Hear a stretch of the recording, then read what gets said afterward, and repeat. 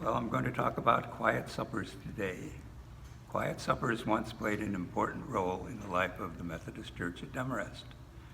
Quiet suppers were introduced to our congregation by 4 church women, Betty Follinsby, Pat Ewald, Marion Ames, and I believe Dorothy Lee Kirk, who learned of the concept as delegates to a conference and brought it home. The mechanics of a quiet supper are simple. 4 couples met once a month to share a meal and to study our religion. The couples took turns hosting and leading the discussion. The visitors provided the food on a rotating basis. One couple brought a main dish, another a salad, and the third a dessert. The host or hostess supplied beverages and rolls and read from the signed book or source while the others ate in silence, hence the quiet supper. When the reading was finished, the reader ate and the discussion began. Originally, the subject matter was a religious book chosen by the pastor. That changed over the years. The original concept also had the rosters of the groups changing from time to time to discourage the possibilities of creating cliques. That too changed, as did silence during the reading and the assigning of the subject matter by the pastor. Let me say something about the church at the time. Our building was brand new. We had well over 300 members and were growing. There were 2 Sunday services and the church was packed for both. Average Sunday school attendance was 200. Sunday school teachers were taught every Sunday throughout the year and also often at Vacation Bible School in the summer too. 2 of our best and most faithful teachers were Amanda John's mother, Dot, and Lee Wallen's mother, Ray. We had a senior choir, a youth choir, and a children's choir. Our youth fellowship drew kids from all over town as well as our own. 8 or so ordained ministers, many assigned to the Interchurch Center on Riverside Drive in New York, regularly attended our services. Ann and I were relative newlyweds when we were invited to join a new quiet supper, in which there were 2 ministers and a layman employed at the Riverside. Malcolm Blackburn and his wife Elsie, Herb Lowe and his wife June, plus Don Colame and his wife Penny. Later, we added Blaise and Marion LeVay, a husband and wife team recently back from India where they had been missionaries. He was a Reformed minister working at the American Bible Society. She was a physician. Their local mission project was Odyssey House, a sanctuary for drug users in New York City. One time our group was invited to join another for dinner. The hostess greeted me at the door with, "Don't tell me you're a professional Christian too." Well, no, just an amateur. Our discussions usually started with the assigned reading, but often ended with shop talk. Ann and I didn't make a peep for a year until we became comfortable enough to join in. Mac and Don returned to their respective roots in Canada and the Midwest. Herb and Blaise eventually returned to the parish ministry, Blaise in Westwood. Herb, June, and Blaise are now sadly deceased, but we still exchange Christmas cards with Marion in Florida. Obviously, I can't tell you specifically about any quiet suppers other than the ones we were in, but rest assured that many of the most active members of the congregation participated in quiet suppers. Our second quiet supper was supposed to bring together youth workers in the congregation. We were with Rudy Gobranson and Marion, Vivian Harnett and John, Bill and Merle Miola. At Christmas and on other occasions, we joined with another group, John and Sue Breidenbaugh, Wes and Mary Bryant, Bill and Dot Moss, and originally Jerry and Lynn Zetterberg. Rudy Gobranson was the quintessential nice guy, easygoing and competent in just about everything. He invented the automatic pin setter bowling alleys and sanforized cotton. He was an ideal youth counselor. Marion, a teacher, was a lovely person. Sadly, she was the first one of us to die. It was cancer. Rudy had beaten cancer, and he was determined that Marion could too. And his optimism had us all convinced that it was possible until Anne was specialing for her in the hospital and read her charts. Her kidneys were failing. She died the following day. It was a grim experience for all of us. John and Vivian Harnett were a striking couple. He was a trim 6'4". She was stylish and attractive. Vivian had a lovely, untrained voice and was our choir soprano soloist. John later bought his company's business and with his sons turned it into an international success. I'm sorry to report that John died about a month ago. Bill and Romeola are now divorced. Bill worked alongside our own Ud Anderson on the New York docks. He always remembers to call us on Chinese New Year. Merle, despite the fact that she has lived in Ulster Park, New York for over 30 years, has remained one of Anne's best friends.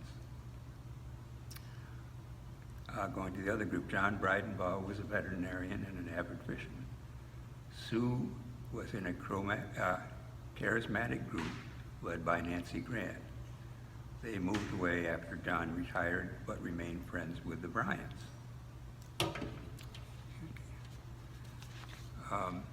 Wes and Mary Bryant were among the most active and effective couples in our church's history. There are hardly any church functions that they didn't fulfill enthusiastically and skillfully. Mary was a home economics teacher. Wes was employed by Lipton. He and I vied for ping pong supremacy. I like to think if we had a 100 match playoff, I'd have won 51 times, not 101. He undoubtedly thinks the opposite. They now live in Florida year-round, but we stay in touch. Bill Moss was once a lay leader, but he is probably better remembered as a prominent member of the choir. When Bill left his nondescript office job in Manhattan to become chief climate control engineer in the building, he flourished. His wife, Dot, was like Anne, a school nurse teacher, and was another of Anne's best friends. Like Marion Gobranson, Dot died too young. Bill had a bit of a gruff exterior, but Dot's tragedy brought out his sensitive core. Bill eventually remarried to our own resident poet, Sandy. Brooklyn born and bred, Bill was a Dodger fan through and through until Walter O'Malley broke the hearts of 3 million Brooklynites by whisking their team off to La La Land. Bill reluctantly switched to the Mets. When Sandy planned a surprise baseball-themed birthday party for Bill at the church, she wondered how to get him there. So she asked Anne for an idea. Anne said, George's birthday is about a week earlier. Why not call it? I'd tell him that Anne had invited you to a surprise party for George. Soon afterward, Bill called Anne to ask what George might like for his birthday. Anne suggested the Mets cap. I will always cherish the memory of the look on Bill's face when I greeted him at the door. It was priceless, immediate shock by the slow realization that he had been had. Bill also died too young. He had a sudden fatal heart attack while waiting for the morning bus to New York.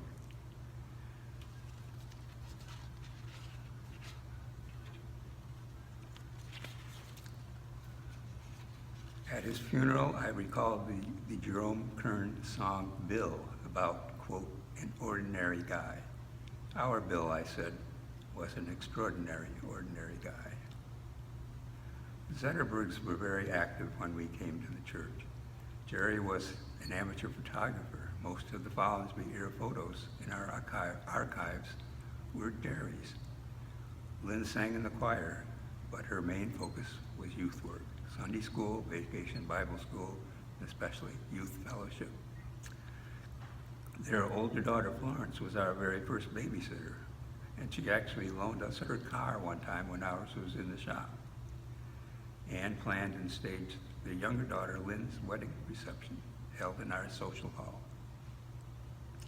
When all their 3 children were married and moved away, Lynn and Jerry essentially disappeared, choosing to attend their children's churches on a rotating schedule.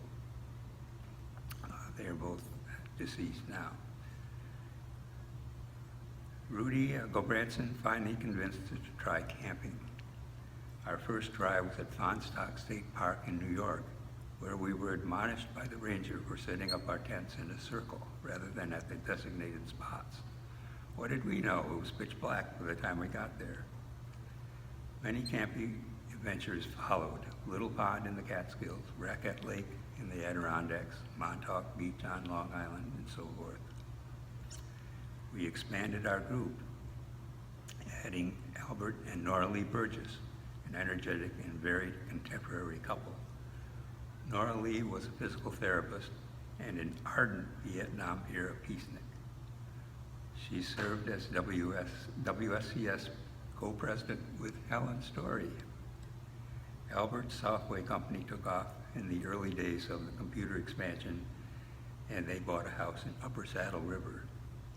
Nora Lee festooned her windows shades with peace symbols, which would be visible from the outside when they were pulled down.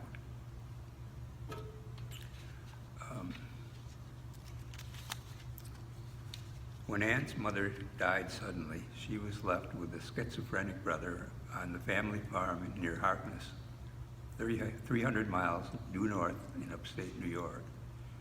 She had 30 cows and a 130-year-old 17-room stone mansion in need of maintenance. We invited our quiet supper to come and see the house. On the weekend, we felled a dead century-old tree in the front yard. After sawing through the trunk, we were ready to pull it down. Rudy put a stick on the lawn and said, "That's where it will land," and it did. Rudy wasn't always that precise. After building a boat in his house, he realized that there was no way to get it out of the house. Rudy died tragically years later, but he left a hole in the heart of anyone who knew him. We went to the Harkness Methodist Church that Sunday. It was Anne's family church where we were married. The sermon that day was given by Georgia Harkness, the world-renowned theologian, who had grown up in the community and always returned once a year to preach. She was a friend of Anne's mother. She appeared, unsurprisingly, to be elderly and not fashionably attired. We could sense that Nora Lee had stiffened herself in preparation for an old-fashioned, ultra-conservative sermon. But when the first sentence of the sermon denounced the war, we could feel all that tension drain out of Nora Lee's body. Remarkable. We also added Jack Bedeau to our group. Jack is a superb musician, but he can be somewhat unfocused. He told us that he had written a paper for a sociology class entitled 5 Ideal Marriages. He'd based his conclusions solely on his observations and hadn't interviewed any of the subjects. Unfortunately, it turned out that 4 of those marriages had ended in divorce. The 5th marriage was Anne and George Chien. Well, you can't lose them all. In time, Rudy was a widower, and the Harnetts were in counseling, the Miolas were in the brink of a divorce. Nora Lee had come out of the closet. We had thought that Albert and she were perfectly matched, but she couldn't cope with the predicament. And they too were headed for an unfortunate but inevitable divorce. Anne and I were caught in multiple middles. We couldn't favor any of the partners. So with heavy hearts, we informed these dear friends that our quiet supper had come to an end. Soon thereafter, Janet Galloway inquired whether we would be interested in forming a new quiet supper group, and so we signed up with the Galloways, the Browns, and the Mizunos. The Galloways had been missionaries in India. Gil was an audio-visual wizard at Riverside. Janet was a physical therapist and a most treasured asset for our congregation. Bob Brown is an ophthalmologist with offices in Teaneck and Manhattan. Joyce, a teacher turned homemaker, helped in Bob's offices. Jiro Mizuno was a United Methodist minister stationed in Riverside and working with UMC churches in South and East Asia. Our new group had an international flavor. Janet is English, Jiro Japanese, Rosenda Mexican with a strong Methodist heritage, and I, of course, am Chinese American. Theoretically, we could have added Gil to that quartet if, like many of his fellow Texans, he thought of his home state as a country unto itself. We have another distinction. All four wives, Rosenda, Janet, Ann, and Joyce, were valedictorians of their high school classes. None of them glowed about it, at least not to our male faces, but they know. Nancy Noe was a later addition to our group. She was a widow and a retired teacher, very smart, but probably best remembered as the one who attended every service, but never arrived until just before the sermon. Unlike most latecomers, she did not slide into the back pew, but instead walked down the side aisle and took a forward seat right in front of the pulpit. Nancy died many years ago. We four couples have been together for more than 40 years now. We've watched each other's children grow. We've witnessed many weddings. We've welcomed numerous grandchildren into our circle. We don't have a planned agenda. We don't always discuss the theology. The host or hostess picks the evening's topic. Sometimes it's their vacation pictures. We all like to travel. Gil made exquisite slideshows of his and Janet's exploits. Better still, we may simply share photos of our children and grandchildren. We have cultural programs. We are all classical music enthusiasts. Every summer we've had a picnic prior to watching Shakespeare on the Hudson. We spent weekends together at remote locations, at Silver Bay, for instance, or at my aunt's Adirondack spread, or at the Browns Ridge Retreat. The most special one was in Mexico City, where we celebrated the Mizuno's 50th wedding anniversary. Most of us are far removed from our childhood homes. In our quiet supper, we found a family. For 35 years, we met nearly every month, unless one or more of us were traveling or some unforeseen emergency had come up. When Gil died in 2014, Janet moved to Pennsylvania. The remaining couples continued meeting monthly. Jiro died the following year. We still meet regularly, though not necessarily every month. Early this year, Rosenda was traveling, and now she's self-sequestering because of COVID-19. Bob and Joyce are hunkering down for the duration in the Ridge. Ann and I, you might say, are holding the fort. There will be better times to come.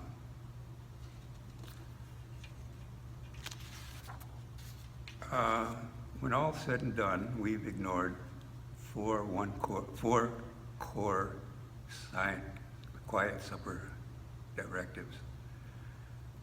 1, we are not quiet while we're eating supper. 2, we can't technically call ourselves a study group. 3, we don't always discuss Christian theology or Methodist principles. 4, we've remained together as a group for 4 decades. But we've experienced enduring friendships. We've traveled, we celebrated together, we've mourned together. We've learned to cherish one another and to care for each other. But we haven't isolated ourselves from outsiders. I think together we've learned a lot about Christian love. I think we've fulfilled the Quiet Supper mandate.